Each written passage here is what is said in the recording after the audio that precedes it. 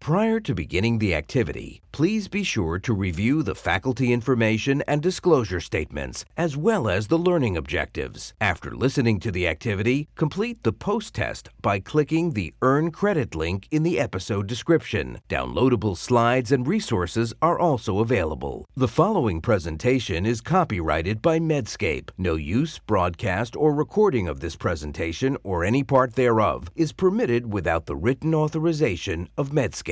The following presentation is part of a certified educational activity provided by Medscape Education and supported by an independent educational grant from Schwab Group. Off-label therapies have not been approved for the use specified in this activity. This information should not be considered as a recommendation for the use of a drug outside of the recommendations in the currently approved prescribing information. It is the policy of Medscape Education to avoid the mention of brand names or specific manufacturers in accredited educational activities. However, trade and manufacturer names in this activity are provided in an effort to provide clarity. The use of brand or manufacturer names should not be viewed as an endorsement by Medscape Education of any specific product or manufacturer. This activity includes discussion of off-license or unapproved therapies. Please consult your local SMPC or its equivalent for further information. This program is presented by Medscape Education Global. Hello, everyone. I'm Nagendran Khandeya. I'm an Associate Professor of Neuroscience and Mental Health and Director of the Dementia Research Center at the Lee Kong Chian School of Medicine in Singapore. Welcome to this program titled Mild Cognitive Impairment and Mild Dementia. Can we act before it's too late? With me, I have Jacob. It's my pleasure to be here. My name is Jacob Hort. I am a professor of neurology at Charles University in Prague, and I am a director of Cognitive Center in the Motol University Hospital in Prague. So today we'll be discussing mild cognitive impairment and early dementia. How do we go about detecting these conditions? What is the evidence for the appropriate management of these two conditions? So let's start by looking at the cognitive continuum. When we think about cognitive disease, often we think about dementia, but prior to dementia, it starts with normal aging, where one may have some level of forgetfulness. Then it progresses to this condition called subjective cognitive decline, where one may have symptoms, but there are no objective deficits. Function remains normal. Some patients then progress to this condition called mild cognitive impairment or MCI, where there are symptoms, there are objective deficits, but function remains intact. There is a huge prevalence of mild cognitive impairment and mild dementia across the world. A recent review in the Asian region stated that there was a prevalence of about 20 to 40% when it comes to mild cognitive impairment in different parts of Asia. Now, taking into account the huge population, close to about 5 billion people in Asia alone, we project that there is an estimated 400 million people with mild cognitive impairment in Asia. Now, in the Southeast Asian region, we have a consortium called the CCure Consortium, and the consensus paper published earlier last year demonstrated that there are increasing number of patients with MCI and mild dementia who are approaching clinicians, and majority of these patients with early stage disease have concomitant cerebrovascular disease. So, in view of this increasing burden of MCI and dementia, Jacob, what is your opinion about risk factors that could be contributing to this increasing prevalence? Well, there are several risk factors and also protecting factors for dementia. And those modifiable risk factors can be addressed in the various age groups. In the young adulthood, we can especially address education as a protective factor of cognitive reserve. In the midlife, there are risk factors like diabetes, depression, alcohol consumption, head injury, hearing loss, high cholesterol. This is a new risk factor just recently described, hypertension, and also obesity and lack of physical activity, which may play a role in the midlife. And then in the elderly, there are risk factors like loneliness, depression, also visual loss, and also the impact of our environment. Earlier, I mentioned it in the cognitive continuum, the different stages in the continuum. Jacob, could you give us some insight into the different aspects of this continuum?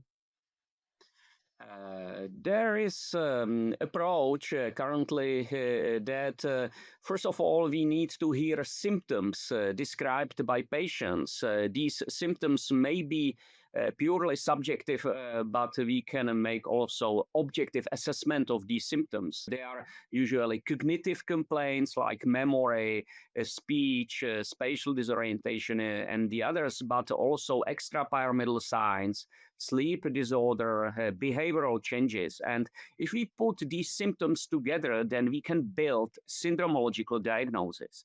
And this is subjective, as you already said. But if we do some measure, some neuropsychological testing, then we can objectivize these subjective complaints and we can have a objective syndrome, which is a mild cognitive impairment or mild neurocognitive disorder according to DSM-5 definition, but that may be also mild behavior impairment, which is also a syndrome.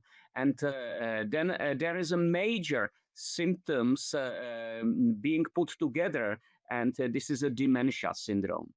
After that, when we have a syndromological diagnosis, we tend to make etiological diagnostic workup, whether it's Alzheimer's disease or vascular or the other disorders. Uh, Alzheimer's disease is currently understood to be very long disorder. There is very long preclinical stage when in the brain occur a change of the metabolism, and these metabolic changes may precede first clinical symptoms by approximately 15 or even 20 years. And then after that, after sufficient accumulation of amyloid beta, which is understood to be a trigger of the downstream processes, then we may have the subjective symptoms, later on mild cognitive impairment, and the last stage of the disease is a dementia stage. Beyond the amyloid and tau pathology, another major contributor to mild cognitive impairment and mild dementia would be cerebrovascular disease. And often we refer to this as the vascular type of MCI. These have common risk factors such as hypertension, diabetes, hyperlipidemia, smoking, as well as high BMI, as well as genetic factors. The presence of these risk factors then result in narrowing of the intracranial vessels. It could be involvement of the small vessels or the large vessels. When there's narrowing of these vessels, then there is injury to the brain. And this may often appear as white matter hyperintensities, lacunes, or microbleeds. And this accumulation of these injuries then results in this cognitive continuum that we refer to as vascular MCI. This condition of vascular MCI is relatively prevalent in the Asian region. Several years ago, a consortium in Southeast in Asia looked at this across 9 Asian cities, and across all these Asian cities, it was found that there's a high burden of white matter hyperintensities, as well as a high burden of a vascular type of MCI in this part of the world. Having discussed about the epidemiology, the risk factors, now let's also think about how do we go about identifying and assessing patients with MCI and mild dementia. So, Jacob, could you share with us some of the steps that you will do or take in diagnosing a patient with MCI or mild dementia? First of all, we need to conceive the idea that there may be some cognitive deficit. We need to consider that patient complaints and patient history is leading us toward diagnosing a cognitive deficit. There is a central role for primary care physicians, for GPs and the other outpatient specialists who serve in this primary care, and they need to hear patients properly. And it's very useful if they already can make some brief neuropsychological examination by bedside memory or cognitive tests. Then later on, these patients who are screened or pre-screened can be referred to the specialist clinics where structural brain imaging can be done, like MRI or CAT scan, and then later on in the specialized centers, metabolic markers can be evaluated. The role of primary care physicians is critical for the whole healthcare system, I believe, worldwide. And this is because these physicians, they provide care for patients also from the other reasons. They usually treat the other medical conditions. So they see patients frequently and they can compare whether there is a change over time also in the cognitive functions. They need to pay attention to new symptoms described by patients, and also they can distinguish between the cognitive deficits of the neurodegenerative origin and also cognitive deficits occurring as a symptom of some other medical condition, which can be very vast diagnostic workup. And they can do these neuropsychological tests, which are used for screening. We did an extensive survey across Europe on behalf of the European Academy of Neurology, and we learned that approximately 92% of European neurologists use MCI diagnostic label frequently in their routine clinical practice. And the purpose of that is to guide patients and also physicians' decision making on further examinations, to guide preventive strategies, and also to help in the social aspects of caregivers and of the family situations, how to guide and how to plan for the future. So when a patient with cognitive symptoms approaches the clinician, I think it is important that we look through the different domains of cognition and evaluate whether there are deficits. Some of the important domains that need to be covered would include the domain of memory, where one may present with symptoms of forgetfulness, such as forgetting names, forgetting appointments, forgetting a shopping list. There could be also problems with language, where they have hesitancy or word finding difficulty, or they may have paraphrastic errors, where they may be substituting one word for the other. The other domain of importance is the visuospatial domain. This is where patients may have trouble with wayfinding. They may have difficulty getting from one place to the other, or locating their car from the car park, for instance. Another important domain is that of executive function. Now, executive function refers to the ability to plan, sequence, and judgment. And when a patient has problems with executive function, they may have problems with judgment. They may have difficulty learning to use new gadgets. They may be making errors at work. And again, this is often how or why patients present to the clinician. The other important domain would be behavior. We are increasingly noticing that uh, behavioral changes in the form of low mood, inappropriate behavior, social inappropriateness could be early manifestations of both mild cognitive impairment and mild dementia.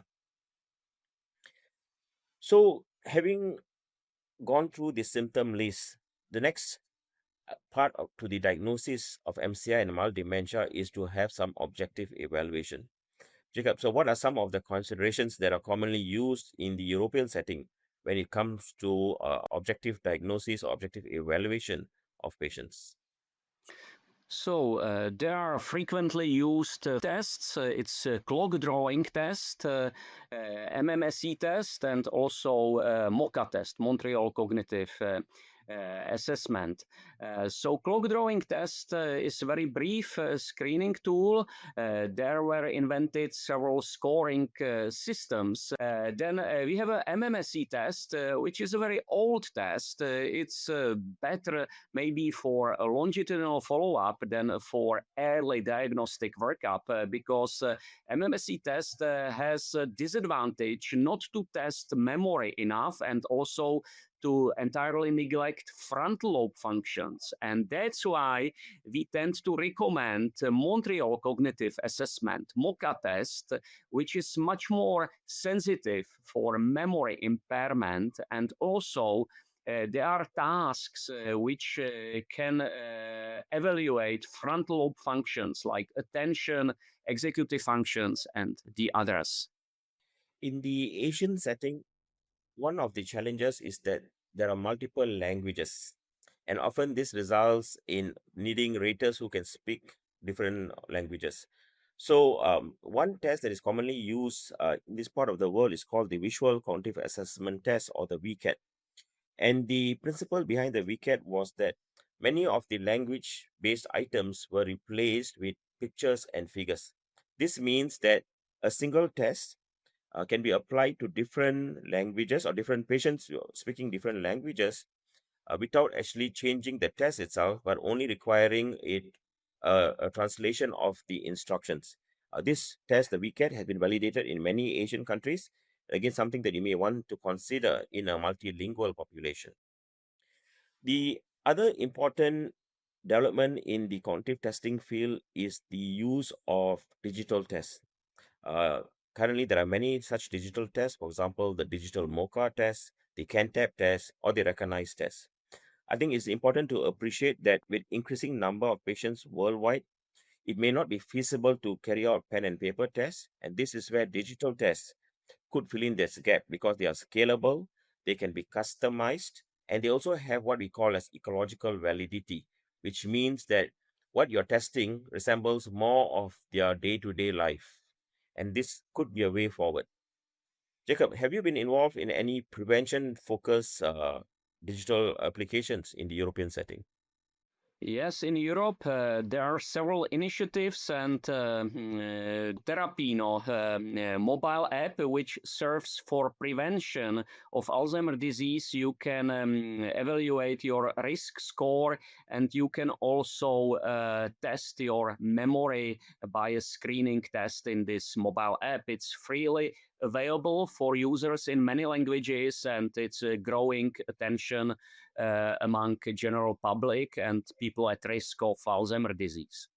So, having completed the symptoms and the objective assessment, I think we also need to think about what biomarkers can we offer to our patients. And broadly speaking, there are three sets of biomarkers. One is the PET-based imaging, and this would include tests such as the amyloid PET, the tau PET. There's also the cerebrospinal-based testing, which involves a lumbar puncture. And using a lumbar puncture, we could look at levels of A beta 42, levels of phosphorylated tau, as well as total tau. But really, the way forward, the way that is more scalable would be blood-based biomarkers. And there is a whole list of biomarkers, and this may include tests like your A beta 42, 40, uh, phosphorylated tau 181, as well as the recently validated phosphotau 217. And this test becomes more scalable and allows diagnosis at a very early stage. This use of a blood-based biomarker should be taken into account in the setting, and mainly in a specialized memory clinic is where they are currently recommended. And it's also important to remember that this may not substitute a comprehensive clinical evaluation, and this should go hand in hand with a clinical evaluation. Now, how do we then manage patients with MCI and mild dementia? What are the current status when it comes to treatment? Jacob, perhaps you could tell us a bit about recommendations when it comes to management of MCI. So there was a recently published systematic review which put together 9 guidelines which addressed treatment of MCI. And it's interesting that 3 of these documents did not recommend treatment by cholinesterase inhibitors, and one even proposed to stop cholinesterase inhibitors in MCI if it was ever initiated. On the other side, two of these documents recommended ginkgo biloba, EGP 761, as a safe and efficient treatment of mild cognitive impairment syndrome.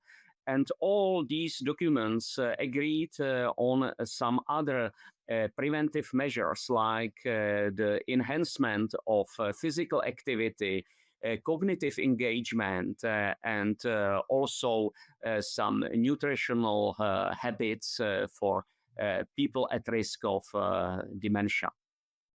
We did a paper on the grounds of European Academy of Neurology and European Alzheimer's Disease Consortium, which is a loose network of European memory clinics. It's expert opinion, and it was for physicians dealing with MCI to help them to navigate within this field. And the main principle of this paper was consensus that we need to approach patients as individuals, not on a group level. Everybody is distinguished, everybody is different. So this personalized approach is important. Then we recommended some regular follow-up for these patients every 6 or 12 months to come to the clinic again.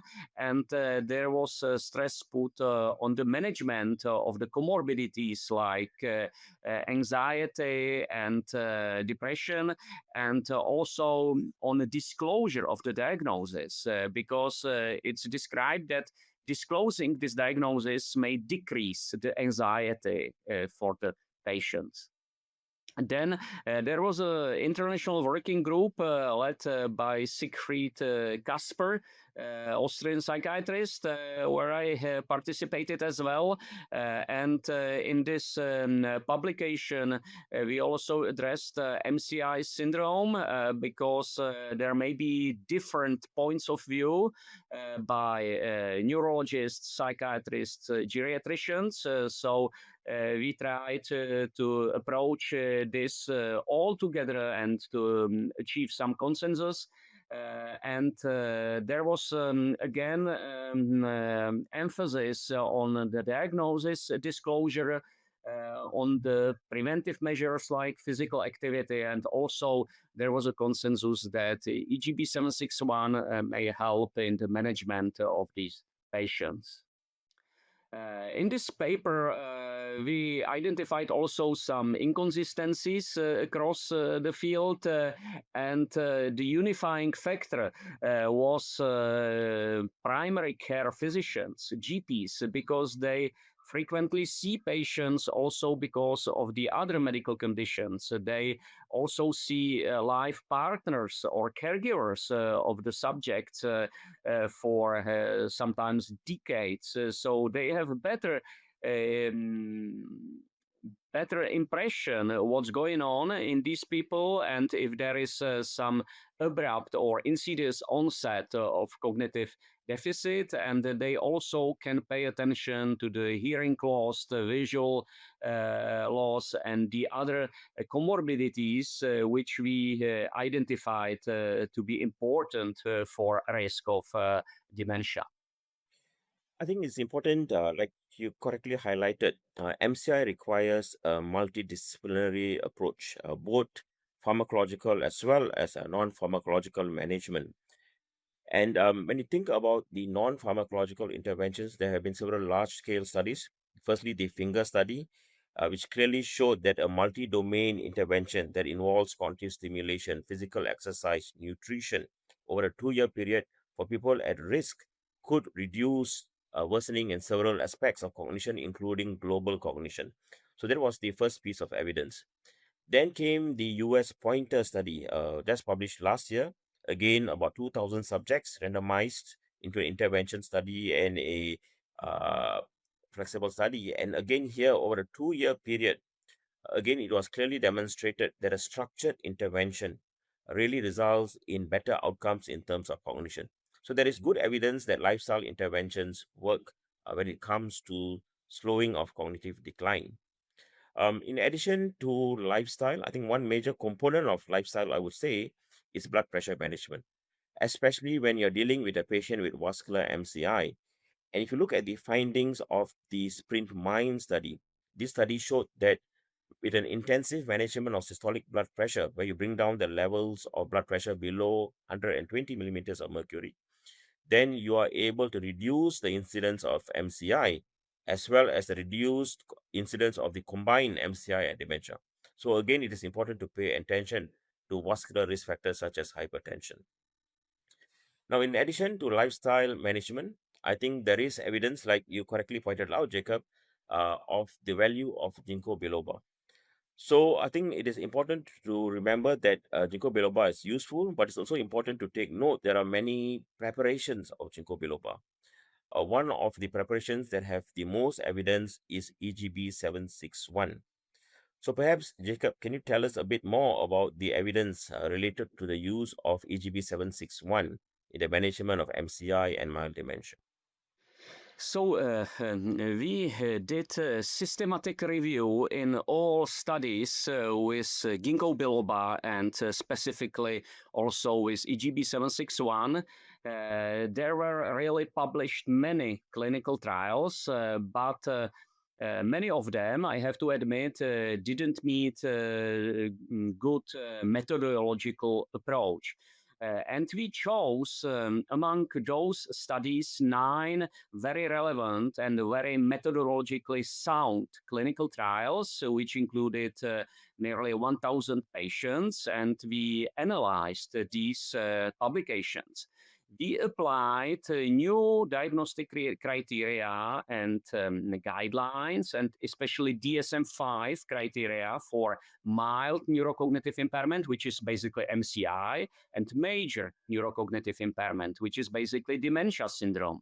And we applied these criteria retrospectively on these clinical trials. And we found that there is really evidence that EGB 761 extracts are superior to placebo in these clinical trials. And we concluded that it can be recommended in the management of mild cognitive impairment. The other recommendations and papers, I would mention a paper published in World Journal of Biological Psychiatry, where they addressed mild dementia cases, and they found similar results as we found in our review. They found that 240 milligrams of EGB 761 is superior to placebo in clinical trials addressing dementia populations. We came across several very, very interesting studies. There was, for example, a clinical trial where patients were challenged to EGB 761 or placebo by 6 months, and EGB 761 was superior. There was effect on cognition and also on executive functions. There is also a very interesting study by Tian, who challenged patients by EGB 761, 160 milligrams per day, and also by Chinese herbal medicine, and compared both with placebo. And he found that there is again superiority of EGB 761 and also these Chinese herbal medicine products compared to placebo. So, in the Asian region, given that there was increasing evidence related to EGB, a group of experts and key opinion leaders came together, and we looked at the available evidence, and we came up with suitable consensus statements, which was published in 2020. Firstly, the consensus was that EGB 761 has clearly demonstrated evidence for improvement in MCI symptoms. And this is perhaps should be considered when it comes to the management of patients with MCI. EGB may be used alone or in combination with other medications. Um, the evidence also pointed to the fact that EGB 761 may be particularly useful in patients having a cerebrovascular etiology or for their MCI and mild dementia. There have been several other studies which have looked at the combination of EGB with cholinesterase inhibitors, both for mild cognitive impairment as well as for vascular dementia.